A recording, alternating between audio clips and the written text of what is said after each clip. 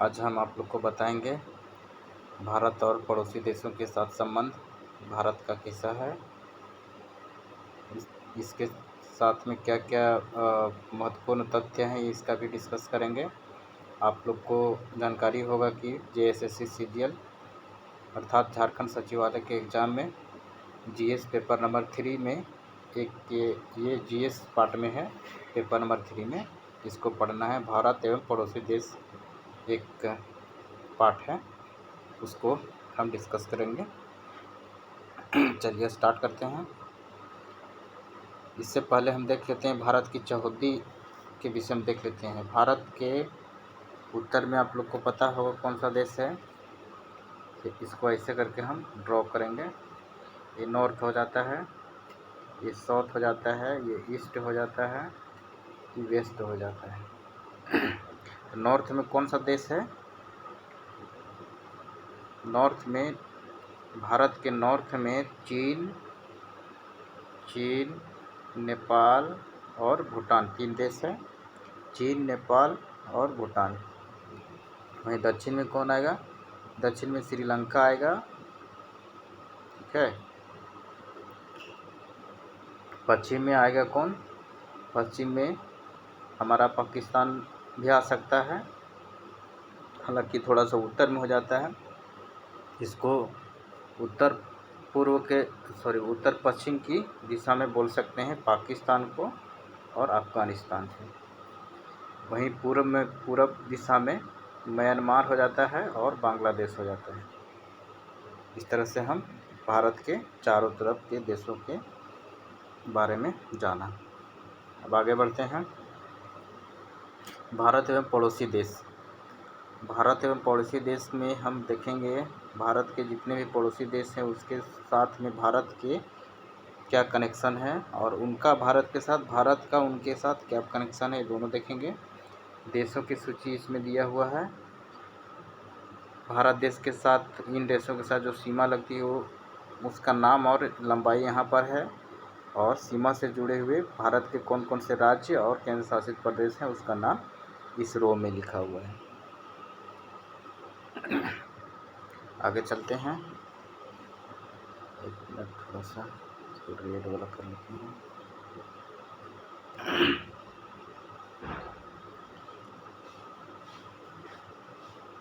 ये पहला है बांग्लादेश। बांग्लादेश है जो कि भारत के पूर्व दिशा में स्थित है। भारत और बांग्लादेश के बीच जो सीमा रेखा पड़ती है उसकी लंबाई 4096 किलोमीटर है और उस सीमा को रेड क्लिफ सीमा रेखा के नाम से जाना जाता है। एक बात यहाँ ये है कि पाकिस्तान का भी सीमा रेखा और बांग्लादेश का सीमा रेखा दोनों का नाम सेम है, इसलिए भूलिएगा नहीं। रेड क्लिफ लाइन या रेड क्लिफ रेखा नाम है। क्योंकि जिस समय बना था उस समय बांग्लादेश और पाकिस्तान एक ही था। बांग्लादेश का निर्माण बाद में हुआ है, तो जो भारत और पाकिस्तान के बीच सीमा बना के गए थे वो ऑफिसर थे, रेड क्लिफ नाम के ऑफिसर थे, उन्हीं के नाम पर ये रखा गया है, उन्हीं के द्वारा ये किया हुआ था। वहीं देखते हैं बांग्लादेश के साथ मतलब भारत की सबसे बड़ी सीमा बांग्लादेश के साथ ही लगती है, 4096 किलोमीटर। बांग्लादेश के सीमा के साथ भारत के कौन कौन से राज्य छूते हैं, कौन कौन से राज्य लगते हैं? सबसे बड़ी है पश्चिम बंगाल, दूसरा है मेघालय, तीसरा है त्रिपुरा, चौथा है मिजोरम, पांचवा है असम। मतलब बांग्लादेश के साथ भारत के 5 राज्यों की सीमा छूती है, लगती है। अगला है चीन। मतलब बांग्लादेश के बाद दूसरा सबसे लंबी सीमा रेखा भारत की चीन के साथ लगती है। भारत और चीन के बीच जो सीमा रेखा है उसका नाम है मैकमोहन लाइन, मैकमोहन रेखा। चीन के साथ भारत के कौन कौन से राज्यों की सीमा लगती है? पहला हिमाचल प्रदेश, दूसरा उत्तराखंड, तीसरा सिक्किम, चौथा अरुणाचल प्रदेश। अगला है पाकिस्तान। पाकिस्तान और भारत के बीच जो विभाजन रेखा है, सीमा रेखा है, उसको रेड क्लिफ नाम से जानते हैं। भारत और पाकिस्तान के बीच रेड क्लिफ रेखा की लंबाई 3323 किलोमीटर है। जी, भारत के गुजरात राज्य, राजस्थान राज्य, पंजाब राज्य, जम्मू कश्मीर और लद्दाख केंद्र शासित प्रदेश की सीमा पाकिस्तान के साथ लगती है। ये पहले राज्य थे तो अब ये केंद्र शासित प्रदेश हो गए हैं। आगे बढ़ते हैं।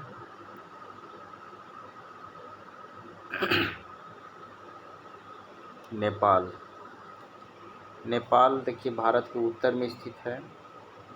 भारत के राज्य बिहार और उत्तर प्रदेश में ज़्यादा सीमा इसकी है, और सीमा ऐसा है कि इसके बीच में बाउंड्री लाइन नहीं है, मतलब खुला बाउंड्री है, इसलिए इसका नाम भी भारत और चीन सीमा इसको बोला जाता है। 1751 किलोमीटर 1751 किलोमीटर इसका लंबाई है, भारत और चीन के बीच सीमा रेखा की लंबाई। उत्तर प्रदेश, उत्तराखंड, बिहार, पश्चिम बंगाल और सिक्किम इसके साथ सीमा लगते हैं। भारत के राज्यों के 5 राज्य होंगे इसमें भी। अगला है म्यांमार। म्यांमार और भारत के बीच की सीमा को इंडो बर्मा बैरियर कहा जाता है। इंडो बर्मा बैरियर 1643 किलोमीटर इसकी लंबाई है।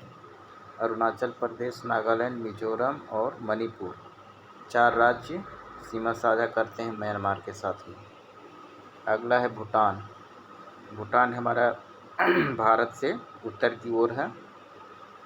भारत और भूटान की सीमा को भारत भूटान सीमा कहा जाता है, और इस सीमा की लंबाई 699 किलोमीटर है, अर्थात 700 किलोमीटर रखिए इसको समझने की दृष्टि से। पश्चिम बंगाल, सिक्किम, अरुणाचल प्रदेश और असम ये 4 राज्य की सीमाएं भूटान के साथ लगती हैं। अगला है अफ़गानिस्तान। अफ़गानिस्तान ये अफ़गानिस्तान जो है भारत के उत्तर पश्चिम दिशा में है, और इस के साथ जो सीमा लगती है उस सीमा को डूरंड रेखा के नाम से जानते हैं। इसकी लंबाई 105 किलोमीटर है। भारत और पाकिस्तान के बीच सीमा रेखा की लंबाई 105 किलोमीटर है, और ये लद्दाख में पड़ता है। लद्दाख की सीमा इसके साथ लगती है। तो हमने देखा कि टोटल 8 राज्य की सीमा भारत के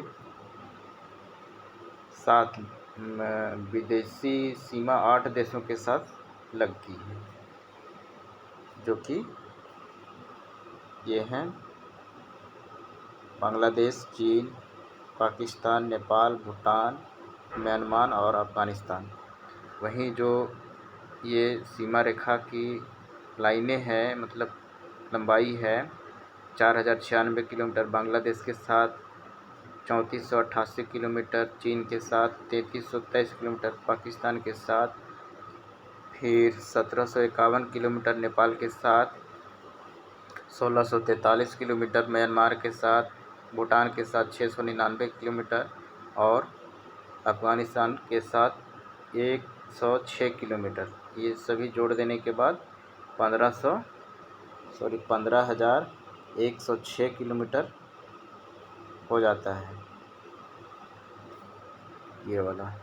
तो टोटल पूछा जाता है क्वेश्चन कि भारत का दूसरे देशों के साथ सीमा रेखा की लंबाई सीमा बाउंड्री लाइन की लंबाई कितनी है, सीमा रेखा भी बोल सकते हैं। तो ये हो जाएगा 15,106 किलोमीटर। भारत के कुल 16 राज्य और 2 केंद्र शासित प्रदेशों की सीमाएं पड़ोसी देशों के साथ लगती हैं, सीमाएं जुड़ी हुई हैं, मतलब 16 राज्य हो गए प्लस 2 केंद्र शासित प्रदेश हो गए, टोटल पूछा जा सकता है यहाँ पर कि भारत के कुल कितने राज्य और केंद्र शासित प्रदेश पड़ोसी देशों के साथ सीमा से जुड़ी है। तो टोटल 18 हो जाएंगे, 16 राज्य, 2 केंद्र शासित प्रदेश। अब इसकी लंबाई के अनुसार इसको याद करने का एक तरीका है, बहुत बेहतरीन ट्रिक है, इसको देखिएगा।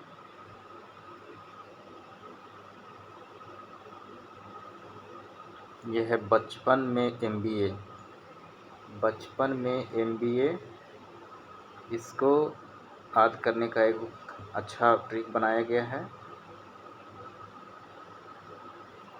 इसके आधार पर हम ऐसे करके इसको याद करेंगे, लंबाई के दृष्टि से इसको करना है।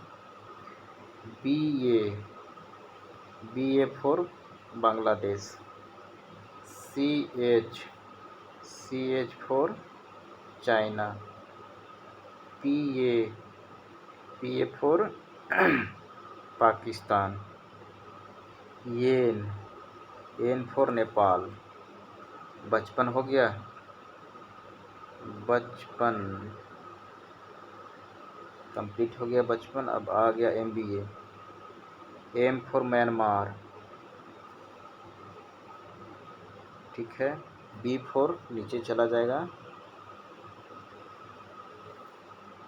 B फॉर हो जाएगा यहाँ पर भूटान हो जाएगा,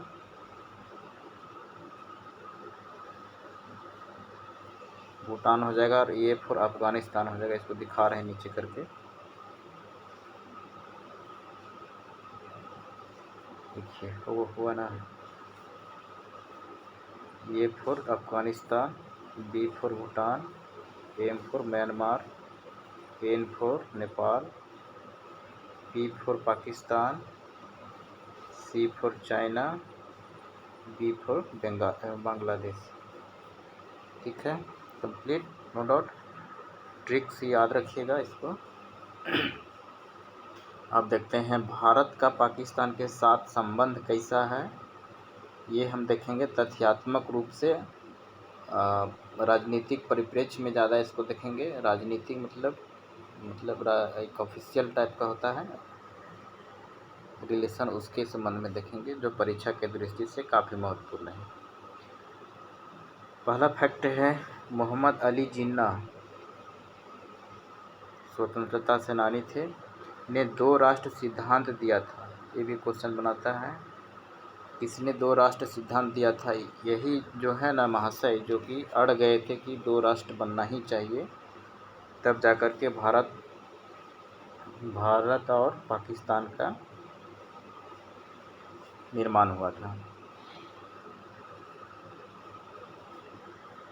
तो ये है महाशय, मोहम्मद अली जिन्ना ने 2 राष्ट्र का सिद्धांत दिया, जिसे मुस्लिम लीग ने 1940 के लाहौर अधिवेशन में स्वीकार कर लिया था।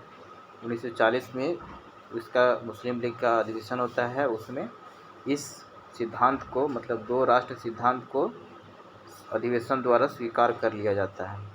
और स्वीकार करने के बाद इस प्रस्ताव को लाहौर प्रस्ताव के नाम से जाने लगता है, या पाकिस्तान प्रस्ताव के नाम से जाने लगता है। तो दोनों नाम से जाना जाता है, इसको याद रखेंगे। इसका 1940 के लाहौर अधिवेशन में एक्सेप्ट किया गया था। पाकिस्तान शब्द का सर्वप्रथम प्रयोग रहमत अली सिंह, ये भी क्वेश्चन पूछा गया है JPSC 5th शायद में पूछा गया, 5th में ये पूछा गया था, 1933 में दिया था। अगला क्वेश्चन है, क्वेश्चन नहीं फैक्ट है, स्वतंत्र एवं नए राष्ट्र पाकिस्तान के प्रथम गवर्नर जनरल मोहम्मद अली जिन्ना ही थे, यही महाशय थे। तथा प्रथम प्रधानमंत्री कौन, लियाकत अली खान थे। याद रखिएगा इसको, ये क्वेश्चन बन सकता है भारत के पड़ोसी देश के साथ संबंध के विषय में। पाकिस्तान के प्रथम प्रधानमंत्री लियाकत अली और पाकिस्तान के प्रथम गवर्नर जनरल मोहम्मद अली जिन्ना। 1956 में इस्कंदर अली मिर्ज़ा 1956 में भारत के पहले राष्ट्रपति के रूप में बनते हैं और इन्हें ये अब पाकिस्तान के अंतिम गवर्नर जनरल होने का गौरव इन्हें प्राप्त होता है कि पाकिस्तान का पहला गवर्नर जनरल मोहम्मद अली जिन्ना है, पहला गवर्नर जनरल, ठीक है। और ये इस्कंदर अली मिर्ज़ा पाकिस्तान के पहले राष्ट्रपति हैं और पाकिस्तान के लास्ट गवर्नर जनरल हैं, अंतिम गवर्नर जनरल, ठीक है। यहाँ पाकिस्तान टाइप छूट गया है। पाकिस्तान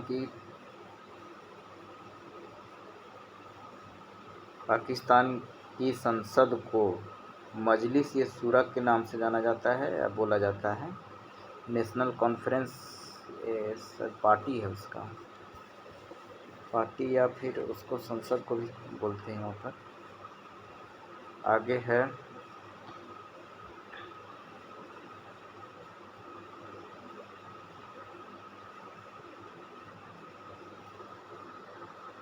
आगे कौन सा है,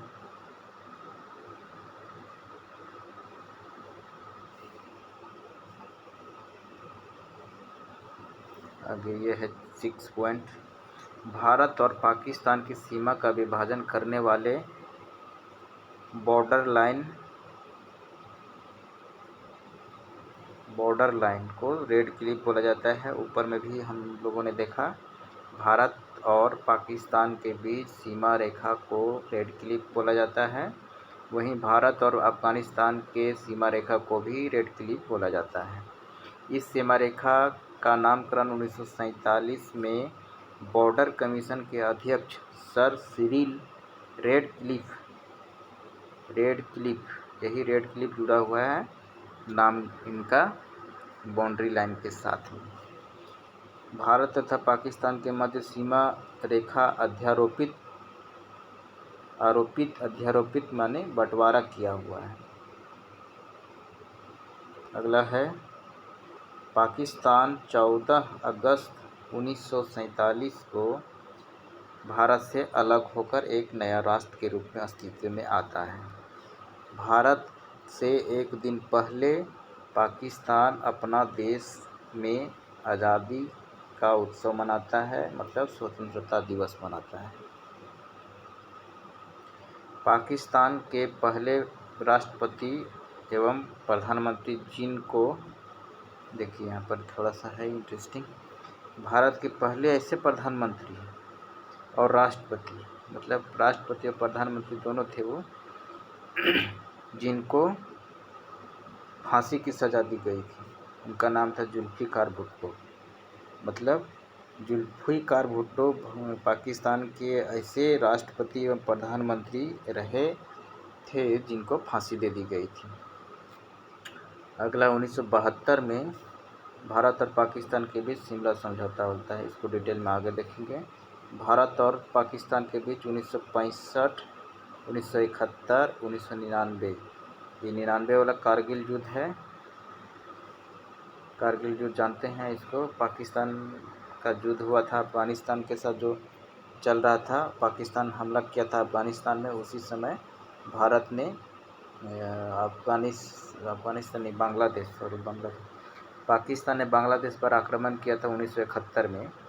तो बांग्लादेश से काफ़ी मात्रा में शरणार्थी भारत की ओर घुस रहे थे। तो इसी को देखते हुए भारत ने बांग्लादेश में पाकिस्तान के सेना पर आक्रमण किया था। तभी ये युद्ध आगे चलकर भारत और पाकिस्तान के बीच में सीधा मुकाबला के रूप में हो गया। इसीलिए इसको भारत पाकिस्तान युद्ध के रूप में भी देखते हैं। तो अभी तक भारत और पाकिस्तान के बीच में 3 बार युद्ध हो चुका है, जिसका है 1965, 1971 और 1999। अगला एक क्वेश्चन बनता है, भारत रत्न पाने वाले पहले विदेशी व्यक्ति पाकिस्तान के ही थे। उनका नाम था अब्दुल गफ्फार खान। इन्हें सीमांत गांधी भी बोला जाता है, इसको भी ध्यान रखिएगा। पाकिस्तान के स्वात घाटी की छात्रा मलाला यूसुफ़ज़ई, जानते होंगे इसको, 2014 में इनको नोबेल पुरस्कार दिया गया था। अगला है इस्लामिक राष्ट्रों में परमाणु परीक्षण करने वाला पहला राष्ट्र पाकिस्तान ही बना है। अब आते हैं भारत एवं पाकिस्तान के बीच मुख्य मुद्दे क्या हैं, विवाद के विषय क्या हैं, उनको देखते हैं। कश्मीर विवाद, पहला है कश्मीर विवाद।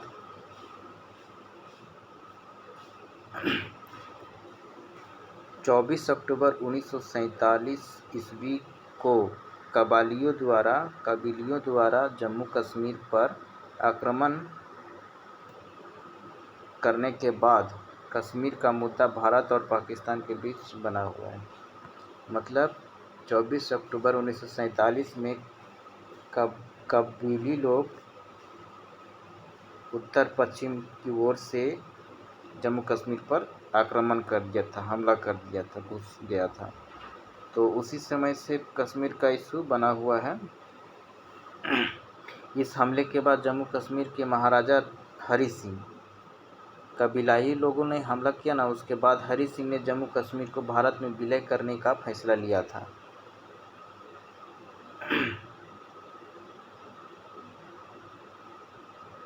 और ये फैसला लेने के बाद भारत और पाकिस्तान के मध्य में भी एक सीधा मुकाबला होना चालू हो गया था। दूसरा है सीमा विवाद। भारत और पाकिस्तान की सीमाएं 3 राज्यों, 2 केंद्र शासित प्रदेशों के साथ लगती हैं। इनमें है पंजाब, गुजरात, राजस्थान राज्य हैं, 3 राज्य, और केंद्र शासित प्रदेश में जम्मू कश्मीर और लद्दाख हैं। पाकिस्तान के साथ गुजरात सीमा पर स्थित है सर क्रीक सीमा। इसको लेकर के भारत पाकिस्तान के बीच में विवाद बना रहता है। सर क्रीक लाइन जो है वो भारत की राष्ट्रीय सुरक्षा की दृष्टि से काफ़ी महत्वपूर्ण है। जल विवाद।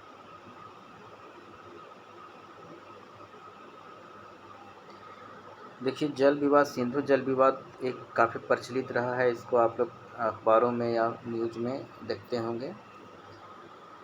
भारत के पश्चिम ये समझौता हुआ था, ये आगे देखेंगे इसको, सिंधु नदी जल संधि। पश्चिमी नदियाँ और यथा पश्चिम की ओर बहने वाली, भारत से पश्चिम की ओर बहने वाली झेलम, चिनाब, सिंधु के पानी का इस्तेमाल किया जा सकता है। करीब 20% इस्तेमाल कर सकता है। कौन कर सकता है? भारत। इस समझौते के तहत इन नदियों से भारत 36 लाख एकड़ फीट पानी स्टोर करने का अधिकार प्राप्त हुआ था। सिंधु जल संधि के माध्यम से भारत को 36 लाख एकड़ हेक्टेयर स्टोर करने का अधिकार मिला था। बीते दिनों पाकिस्तान प्रायोजित आतंकवाद से तंग आकर भारत ने सिंधु जल समझौते के तहत भारत के हिस्से में आने वाली नदियों का पानी पाकिस्तान को देने से मना कर दिया है। भारत ने एक स्टैंड लिया है कि जब तक तुम आतंकवाद समस्या ख़त्म नहीं करोगे, आतंकवाद वहाँ से पोस करके इंडिया में भेजते हो, ये समस्या बना हुआ रहता है, इसको जब तक समाप्त नहीं करोगे तब तक हम पानी नहीं देंगे। क्योंकि सिंधु का पानी, झेलम का पानी, चेनाब का पानी भारत से ही होकर के पाकिस्तान में जाता है। पहले तो हम क्या करेंगे, इशू बना रहेगा, नहीं निपटारा करेगा आतंकवाद की समस्या, तो हम पानी ही रोक देंगे बांध बना के, और यही किया जा रहा है। अगला देखते हैं समझौता क्या किया हुआ है भारत और पाकिस्तान के बीच में। पहला समझौता है इंस्ट्रूमेंट ऑफ एक्सेशन। ये क्या है भाई? अलग टाइप का है। इंस्ट्रूमेंट ऑफ एक्सेशन 24 अक्टूबर, आपने ऊपर में देखा होगा, इसको फिर से दिखा देते हैं। ये वाला 24 अक्टूबर कश्मीर मुद्दा जो स्टार्ट होता है 24 अक्टूबर से, कबीलाई लोग जम्मू कश्मीर में आक्रमण स्टार्ट करता है, उस समय से कश्मीर का इशू बनना चालू हो जाता है। तो यही है यहाँ पर इंस्ट्रूमेंट ऑफ एक्सेशन। 2 दिन बाद 24 अक्टूबर के बाद 2 दिन के बाद 26 अक्टूबर 1947 को जम्मू कश्मीर का विलय भारत में कर देता है कौन? राजा हरि सिंह, महाराजा हरि सिंह, जो जम्मू कश्मीर के महाराजा रहते हैं, और जो विलय करते हैं, विलय पत्र में करते हैं, वो विलय पत्र का नाम है इंस्ट्रूमेंट ऑफ एक्सेशन। विलय पत्र ज़्यादा प्रचलित है विलय पत्र के नाम से। इस विलय पत्र का नाम है इंस्ट्रूमेंट ऑफ एक्सेशन, जो कि 26 अक्टूबर 1947 को हुआ था। उसी दिन हरि सिंह साइन किए थे। अगला एग्रीमेंट है सिंधु जल समझौता 1960। आज़ादी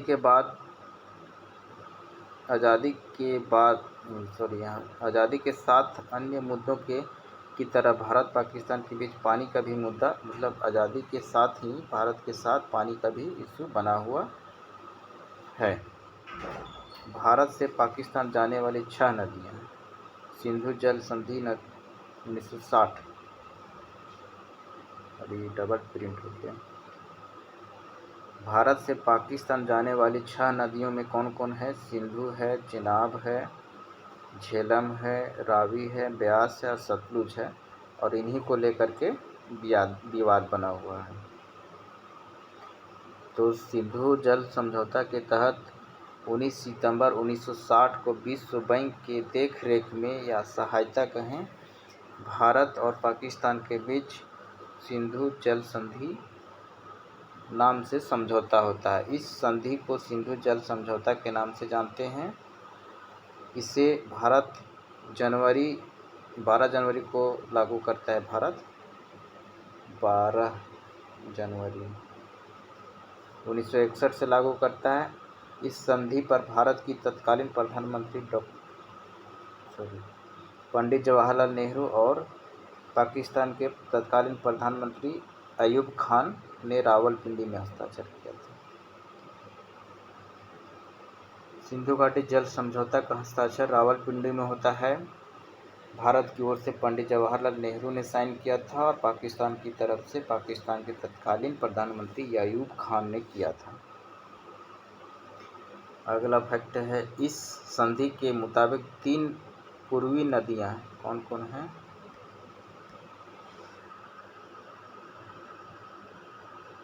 पूर्वी नदियाँ कौन कौन सी हैं? 3 पूर्वी नदियाँ रावी, ब्यास और सतलज के पानी पर भारत को पूर्ण हक दिया गया। रावी, ब्यास और सतलज के पानी पर भारत को पूर्ण अधिकार दिया गया, जबकि बाकी 3 नदियाँ झेलम, चिनाब और सिंधु के पानी पाकिस्तान को देना तय हुआ। मतलब 6 नदियों में बंटवारा कर दिया गया। 3 नदी भारत को दिया गया और 3 नदी पाकिस्तान को दिया गया। 3 नदी भारत को जो मिला वो पूर्वी नदी है, जिसमें रावी, ब्यास और सतलज आता है। वहीं पश्चिमी नदी के रूप में सिंधु, चेनाब और झेलम को पाकिस्तान को दिया गया। अगला समझौता है ताशकंद समझौता 1966। ताशकंद समझौता, ताशकंद है कहाँ? ताशकंद जो है सो पहले USSR में था। 1991 में यह टूट करके 91 में टूट करके कौन सा कंट्री, उज्बेकिस्तान में पड़ता है ताशकंद। वहाँ का राजधानी है ताशकंद। वहीं ये समझौता हुआ था। हमारे देश की ओर से लाल बहादुर शास्त्री जी गए थे प्रधानमंत्री के रूप में, और पाकिस्तान के ओर से का नाम देखेंगे आगे। यह समझौता 10 जनवरी 1966 को एक शांति समझौता के रूप में होता है। ताशकंद समझौता उस पीठ के भारत पाकिस्तान युद्ध के बाद हुआ। क्या लिखा हुआ है? इस समझौते के अनुसार अनुसार यह तय हुआ कि भारत और पाकिस्तान अपनी शक्ति का प्रयोग नहीं करेंगे। उस समझौते में यह तय हुआ कि भारत और पाकिस्तान अपनी शक्ति का प्रयोग नहीं करेंगे, एक दूसरे के खिलाफ, एक दूसरे के विरुद्ध अपने विवादों को शांतिपूर्वक ढंग से हल करेंगे। अगला क्या बात हुई? ताशकंद समझौता भारत के प्रधानमंत्री लाल बहादुर शास्त्री और पाकिस्तान के राष्ट्रपति अयूब खान ने ताशकंद रूस में समझौता हुआ था, साइन किए थे। यहाँ देखिएगा, अयूब खान पहले जो रावलपिंडी समझौता हुआ था उसमें प्रधानमंत्री थे, पंडित जवाहरलाल नेहरू के साथ में साइन किए थे। वही आगे चल करके राष्ट्रपति बन जाते हैं और लाल बहादुर शास्त्री के साथ में ताशकंद समझौता में साइन करते हैं। ताशकंद समझौता के तहत 11 जनवरी 1966 की रात में रहस्यमय परिस्थिति में लाल बहादुर शास्त्री जी का देहांत हो जाता है।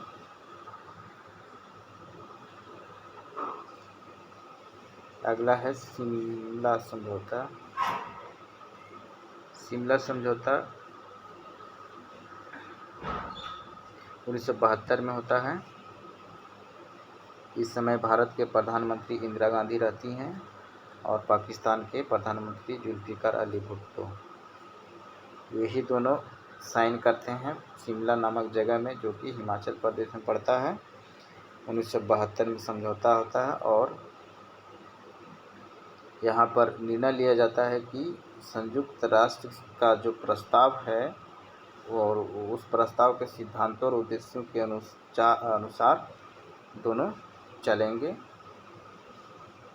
अगला है nuclear agreement, non nuclear agreement. Non nuclear agreement 1988 में होता है भारत पाकिस्तान के बीच।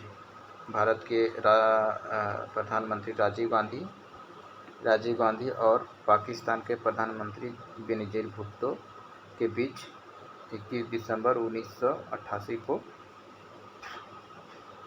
यह एग्रीमेंट होता है।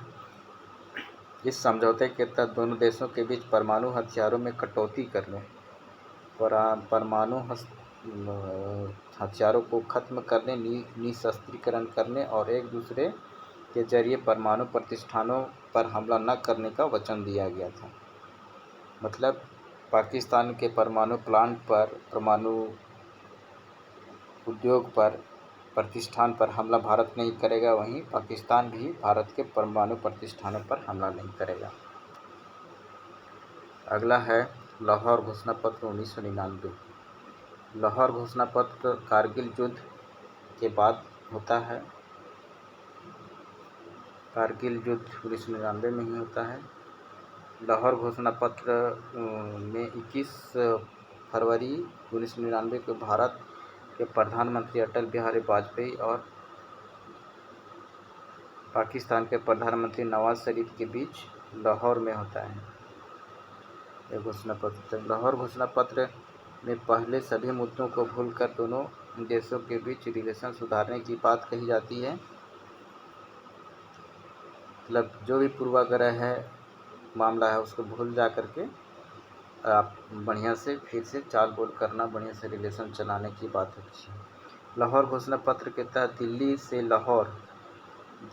लाहौर तक सप्ताह में 2 बार बस सेवा की शुरुआत किया जाता है। इस बस सेवा का नाम है सदा ये सरहद के नाम से बस सेवा शुरू की गई थी सप्ताह में 2 दिन के लिए। ये ख़त्म हो जाता है पाकिस्तान के साथ। और अगला जो रिलेशन है भारत का चीन के साथ, बांग्लादेश के साथ, म्यांमार के साथ, श्रीलंका के साथ, ये सभी का चर्चा अगले भाग में करेंगे, क्योंकि वीडियो भी बहुत लंबा हो जाता है, पढ़ने में भी थोड़ा सा बोरिंग लगता है और लंबा समय खींच जाता है। इसको ध्यान में रखते हुए अगले वीडियो में उसको शामिल किया जाएगा। तब तक के लिए धन्यवाद। थैंक यू दोस्तों।